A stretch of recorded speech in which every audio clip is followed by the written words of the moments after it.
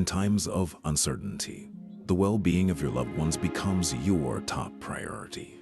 Days of heavy rains across the southern state of Rio Grande do Sul, triggering massive floods. Mandatory evacuations are in place in areas around Houston, Texas, as a major river there quickly rises. And when the world feels unpredictable, MonkeyWorksPrep.com is here to help you secure peace of mind.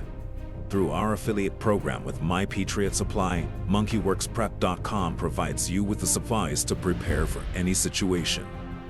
From long-term food supplies to smaller prepping kits, you will have everything you need to take care of your family. Because knowing you're prepared is more than just planning. It's about spending time without worry, knowing your loved ones are taken care of. Visit MonkeyWorksPrep.com today.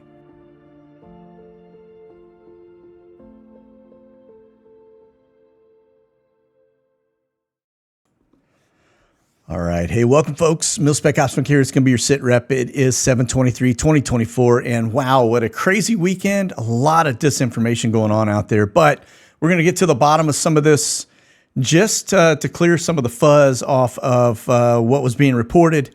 And, it's a wild time. I told you the next, between now and the election is going to be crazy. We're going to talk about the 25th Amendment, what that means. We're going to talk about one state that's actually going to require them to take a different path, potentially.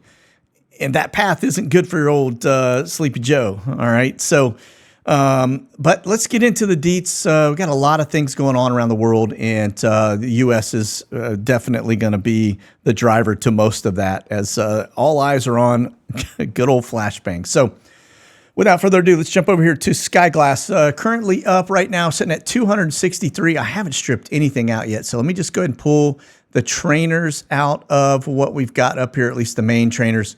Take those three out. But the big key takeaway to this, that drops our number down to 194. Look at the H60s. It's just insane amount of H60s. 41 currently up. Now, there's probably 15 down here, so that puts our number a little lower. But nonetheless, look at this in the Northeast, all right? And then just around different pockets and areas across the United States. Again, H60 Blackhawks.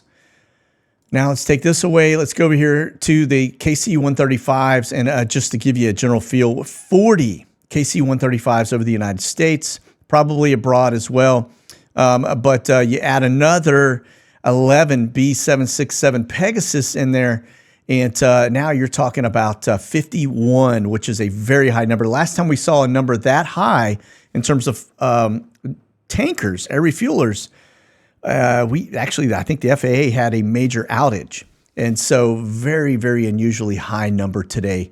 That is a big indicator of fighter aircraft, right?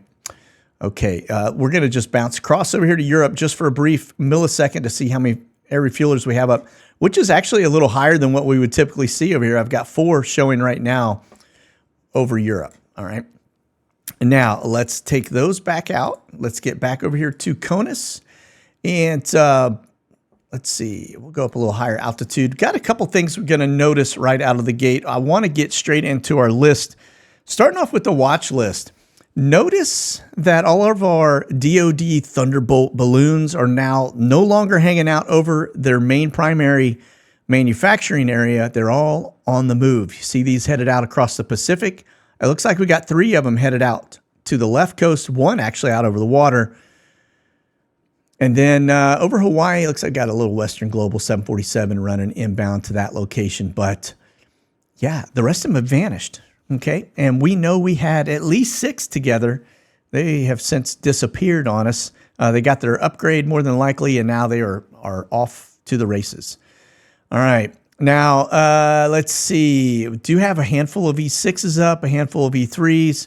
And notice that B1 looks to be headed across the drink.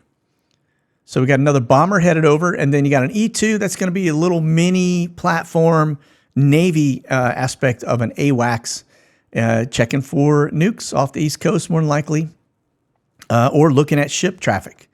And then that little flashing one over Texas, that's the C-17 that's just squawked an in-flight emergency. And then a little AWACS over Europe. I see a couple C-17s. So let's move on. Let's get into the intel side of the house. And this is just interesting flights definitely a strange pattern going on. Notice that now that the balloons are out and about, the intel flights seem to be doing their normal routine, a little more normal than before.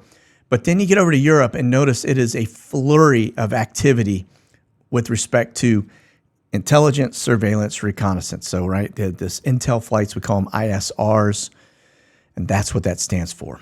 And so just notice this big takeaway right here is that one right there. Looking very closely. Serbia, I think, is a worry bead for them because if NATO engages Russia, then Serbia becomes pro-Russia, which they kind of are, changes things a little bit in that area. All right, this is going to be your gray birds. Now, we're looking at these because these are agency buoys more than likely. Notice that you see them down in Trump's neck of the woods. You see them in South America. All right. And then notice you got them going to New York. Don't see that very often. All right. And then you can see them into Michigan and some of the other areas. Now, that's interesting because Trump was just in Michigan. So, all right. Now we get out here. You can see them headed westbound out to what looks to be Los Angeles area or Southern Cal on the left coast, and then out to Hawaii. So if you're in Hawaii, heads up. You got agency boys in your neck of the woods. Okay, let's talk drones for a minute. Don't have a lot of drone activity over the U.S., just what looks to be some transitions, but they're gathering data. They don't just fly for the sake of flying. Notice that comes out of Washington, D.C., and then heads out to the left coast. And then some low altitude drones off of what looks to be Latvia and then north of Denmark. And then you got your high altitude. That's a Q4 that's going to be bouncing way up north, looking at probably Kaliningrad and Belarus very, very closely. They've been doing that now for the last week or so, maybe a little over that. Very unusual. That's not common for that Q4 to be that far north. And you can see some work out over the Mediterranean. You see some low altitude stuff over the Med. But then look at what's going on here. You see this looking closely at China and then just wrapping around Japan. Okay, now let's get over here. If this button will work for me, it doesn't want to work. So let's just move on over here to the R135s. I don't know what's going on. But this is going to be your SIG intel. Sorry, this is going to be your sniffer, nuke sniffer. See this one headed down and out.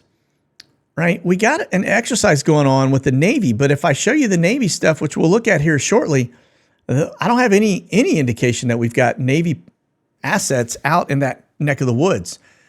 So again, you got a nuke sniffer that's down the same general area. Now let's look at the SIG intel. These are the ones gathering cell tower data, anything and everything that's being transmitted. Again, same areas we see them up to the north, out over kind of Montana, Wyoming, that general area. But then notice this one here. All right, we just had the RNC. This is the last 5 days. Looks like they were listening in there. And then, of course, look at this right over DC and good old flashbang. All right, so that's CONUS. We get over to Europe, and we'll get kind of into the deets on that. Just notice that one runs out to the Black Sea. And then you get them down south, but just notice how it kind of flies to the north of Israel, down kind of in between Iraq, down into Bahrain. All right, let's talk E6 for a minute. And you're going to note that very active over the left coast, down over the Gulf of Mexico, and then up the east coast. Right. Remember, this is TACAMO, take charge, move out. It's talking to nukes on the subs. And then this can be your AWACS. Picture of the aircraft straight over. It's got the big radar dome. And, of course, we got some E7s in here as well. But just notice, very active over Italy, over Europe. And then we get over to the U.S. You can see something transitioning over. But look at some of the strange patterns here where they're going. They're worried, folks, about something getting into the Gulf of Mexico, something off the East Coast. Right? Remember, advanced warning. That's what that aircraft primarily does. It does a lot of other things too. Man in the middle. See these points all the way out to our southern border in different locations? Yeah, they are really worried about somebody sneaking a nuke across our southern border. I take that back. Our southern border is really our northern border. There is no southern border anymore. Okay, now let me do this. Go back over to our mini, and I want to talk very quickly about the first article coming up, and that is the first of 14 new F-16 fighters from the U.S. over to Slovakia. Now, remember in our last SITREP, I showed you that we had some big transitions moving fighters around the world. And that is exactly, I think, what we saw there when we get over here to Europe, and you see all of those lines that head into Europe or across the Atlantic. That was moving those F-16s across the drink, okay? And then probably other things as well. All right, that is where we stand on that, all right? Let's move on. Okay, look at this. Pew Research tells us that more than 30 million migrants taking U.S. jobs, far outpacing growth of native-born Americans. You can see the graph down here, just where it is flip-flopped. What that tells us is you got illegals taking the jobs of Americans. Now, I'm going to tell you this whole thing with Operation Lone Star that Abbott was pushing. One of the things I'm going to just throw the complete rubbish flag on, and that is the fact that I will tell you, I've got family in law enforcement here in Texas, down in the southern side of Texas. You may remember that Abbott made this edict saying, hey, listen, I'm now authorizing law enforcement to basically arrest illegals and deport them. It's not happening. Let me tell you what, and this is talking to mine, the amount of pullovers just off of one highway, off of one shift from law enforcement, 9 flags that popped up on their screen that were deported felons, okay? 9 of them. So I asked my family member, hey, what are you doing? Why are they not? They're breaking the law. They're here illegally. Why are you not arresting them and deporting them? I was told all they do is dismiss them. They basically release them and dismiss it because it's not in their budget to handle that stuff. And oh, by the way, they're made of Teflon. We can do nothing to them. So you pull them over and they hand you a bunch of fabricated documents. In many cases, they have no ID. So no proof of citizenship, no green card, nothing. All right, no registration, no tags, and they basically can impound their car, and that's about it. And their cars are usually just total junkers, probably worth less than $1,000. That is what's going on here in Texas, and I am sure it's happening everywhere else. Okay. They're made of Teflon. If you and I did that same thing, we'd be in jail and we'd be sitting before a judge. Okay. Yeah, it makes you kind of sick, doesn't it? Okay. Now, the talk over the weekend, we heard all of this commotion. Where's Joe Biden? Well, we know he's homesick with COVID, right? I saw a lot of things about this medical emergency. Hey, look, if he was coming down with symptoms of COVID, that could have been it. Probably was it. But I want to point out the fact, and something that I wasn't aware of, and then I had to actually look it up. Air Force One has a full level 1 trauma center on it. It's got an ER. It has an operating room, everything it needs, a doctor on board to do just about anything. Okay, so keep in mind that they can certainly take care of business on Air Force One. They don't even need to dispatch people and move them around Nevada. But nonetheless, if he was short of breath, whatever it may have been, they may have said, hey, let's get him into that environment, and then it cleared up and he was good. But nonetheless, that is a data point for you, okay? Now, look at this. There were talks over the weekend that, there's a TFR over Flashbang's house. I'm going to tell you, that is normal. Every time he flies home, he gets a TFR over his house. In fact, if we go over here to my radar, I'm just going to show you. These are TFRs. This is active. This is one that is coming into play because he's moving from this point to this point. Always there, folks. Always there. Every time he goes home, these pop up. They're always big circles. That's how you know when he's on the move, because he gets the very large TFRs. Not familiar with TFR? Temporary flight restriction. Okay. So this is nothing new, nothing different. There wasn't something going on with old Sleepy Joe. Now, let's go away from that. Let's get over to a schedule. You will see that he is arriving back at Joint Base Andrews today, 2 o'clock Eastern. And then, of course, he arrives back at the White House. All right. So what did take place over the weekend? Did Sleepy Joe pass away? And that's what everybody was speculating. Not the case at all. Okay. All right. Now, this did happen, and we've been telling you it was going to happen. In fact, I told you that probably 6 months ago that this was on the table. Biden drops out of the U.S. presidential race. Not shocking, really, anyone. We knew that was going to happen. He was pressured to do so. Now, where the shenanigans get into play is this right here. Now, listen to what Joe has to say. Like I told Barack, if I read something where there's a fundamental disagreement we have based on a moral principle, I'll develop some disease and say I have to resign. We don't have that. Right? Did you hear that? We talked about that on Friday. Now, check this out. This is where it gets really, really interesting, okay?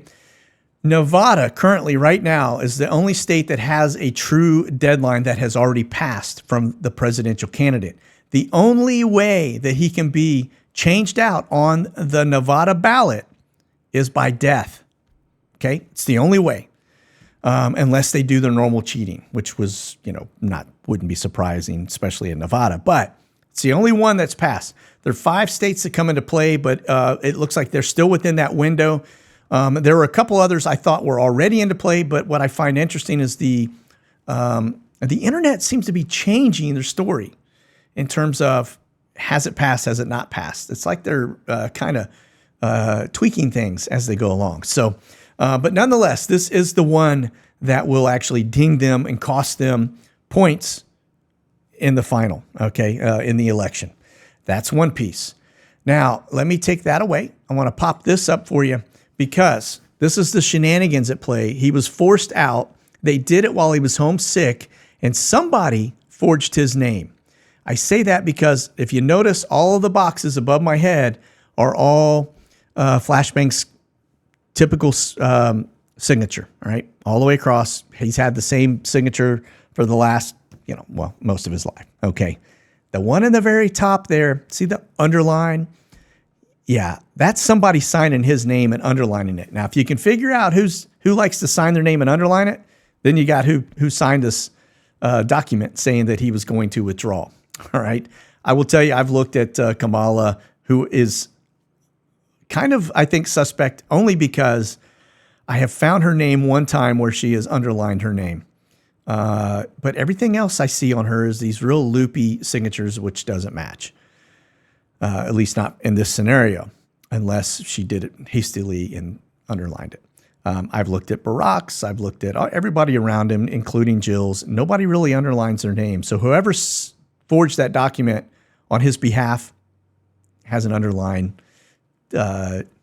Just that's what they do in their normal name. Okay, more than likely.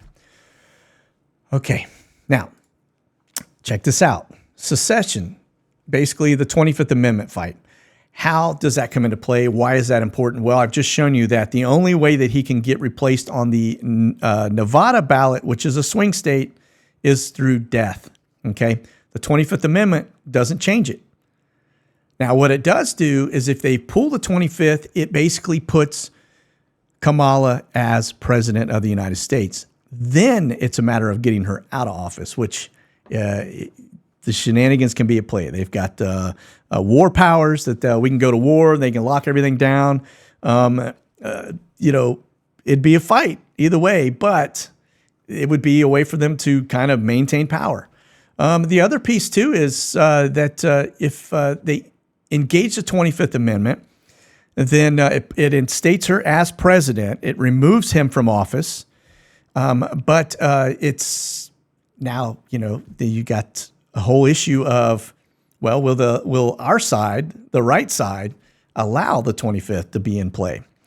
Because I have a feeling once they put her into power, they're going to try to do something like they did last time to win the election and basically maintain her in power. It's who her VP is that should probably scare all of us. Let's see what happens in the coming weeks. We've got August 19th is the Democratic National Committee and convention, sorry, not committee, which they'll put their candidates forward.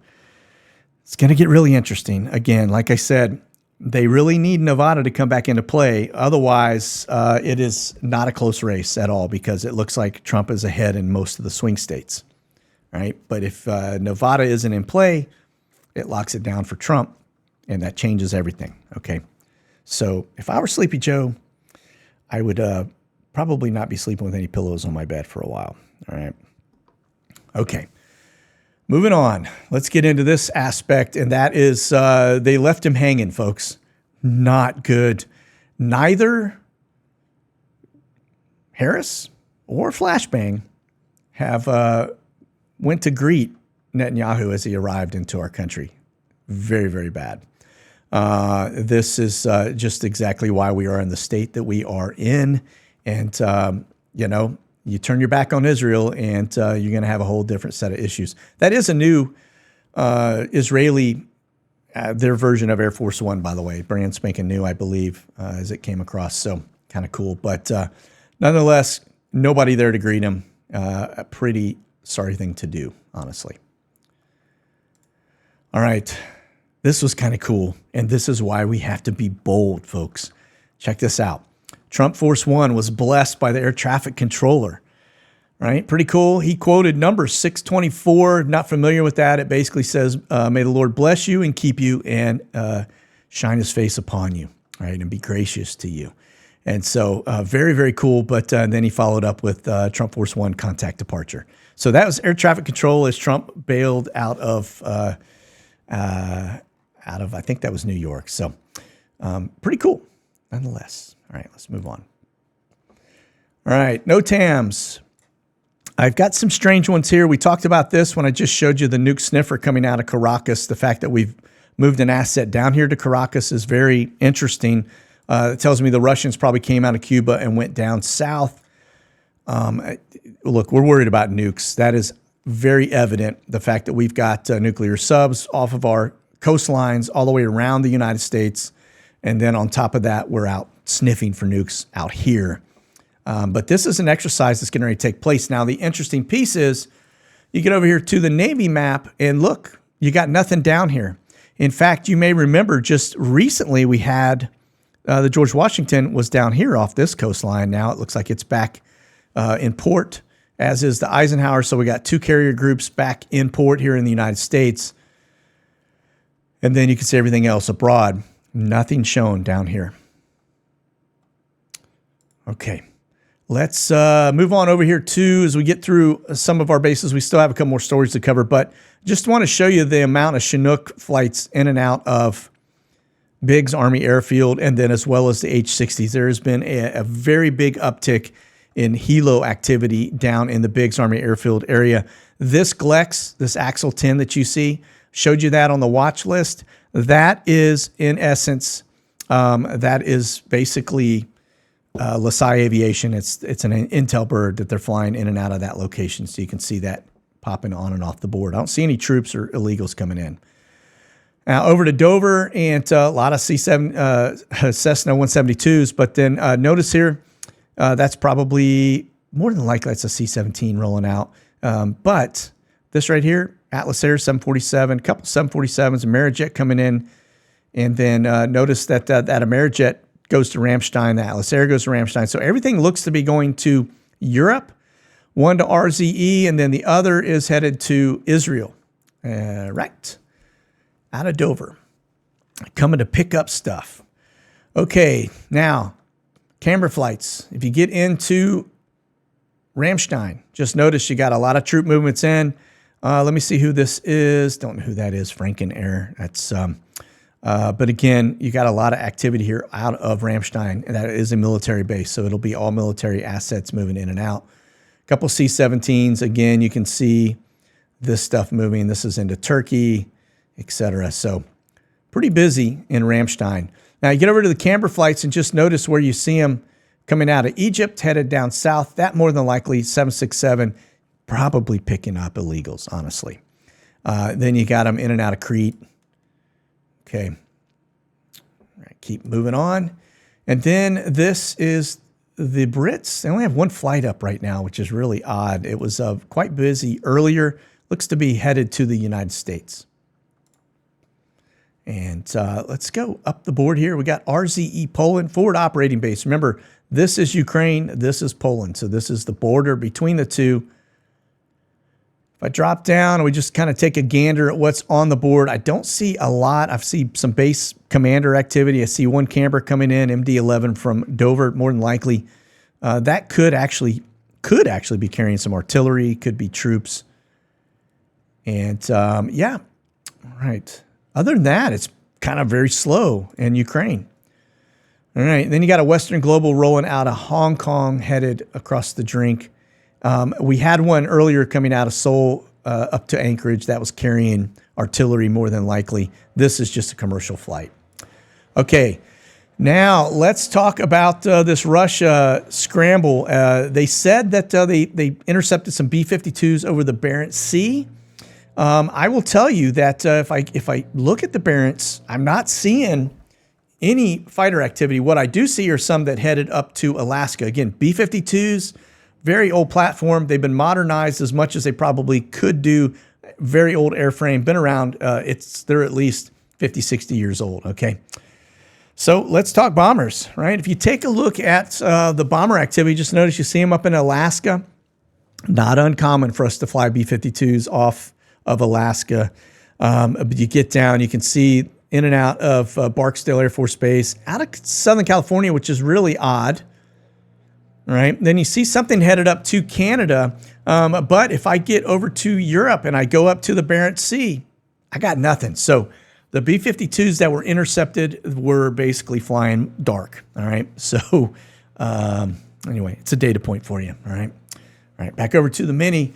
Let's get into the next one here. Russia warns of possible response to U.S. drone flights over the Black Sea. Again, this is a Q9. It looks very similar to the Q4 drone. Doesn't have the same altitude that a Q4 drone can, hang at. And this is a prop job. That's how you can really tell the difference. The airframe looks very similar in nature. Only the difference is one's a jet engine and and this one is a turboprop. Okay, now, but they will basically again probably start shooting these things down like they had last time. They didn't really shoot it down. They flew and disrupted it and caused it to basically otter into the Black Sea. So we've lost quite a few of these so far. Kind of interesting how the drone wars continue, right? Okay, this is going to be Constanta. The big thing is just note the uptick, right? These R's, all of these are going to be H-60 Blackhawks. These more than likely, the Hayes 42s are going to be C-130s. It's just this is base commanders coming in and out. We're seeing a big uptick in terms of Constanta and this base in terms of operations. Now, remember, this is right on the Black Sea. It's the only port that the Ukrainians are still able to get their stuff in and out, okay? And they're having to basically bring it by rail more than likely into this port. And it comes through the Black Sea into this pinch point here, which is it's Istanbul passageway there. And then, anyway, that's going to come into play, right, if we go to war. And then, of course, national cargo. Big one here is just note that you got one going up to Greenland, right? We know we got troops up there, so, and probably missile defense. And then the last piece we want to look at here is the flight in and out of this location, which is Algora. And that is just to show you, I believe this call sign, this MFO, even though it's a U.S. asset, I do believe because the MMF is NATO. I think this is a NATO flight. But just notice it's coming down over the Red Sea, and headed down. Actually, it's not the Red Sea. It's headed towards the Red Sea. This is the entrance to the Red Sea down here. But just notice that it's coming down this general direction before it goes dark. So don't really know what that aircraft does, but I just say that if you notice the board down here, they are operating very regularly in and out of this location up here. Actually, this is Algora is further north. It's up here. This is where it just picked up on the transponder. Okay. All right. Listen, that is going to do it for SITREP today. And, as always, keep the powder dry, stay frosty, and fight. All right. That is what it's going to be our MO for the next, if Trump gets in 4 years, if he doesn't get in, it's going to go hot pretty quickly. So, all right, that's it. You guys be safe. God bless. Monkey out. In the heat of the moment, precision and excellence are paramount. It's a creed we live by, both in service and beyond.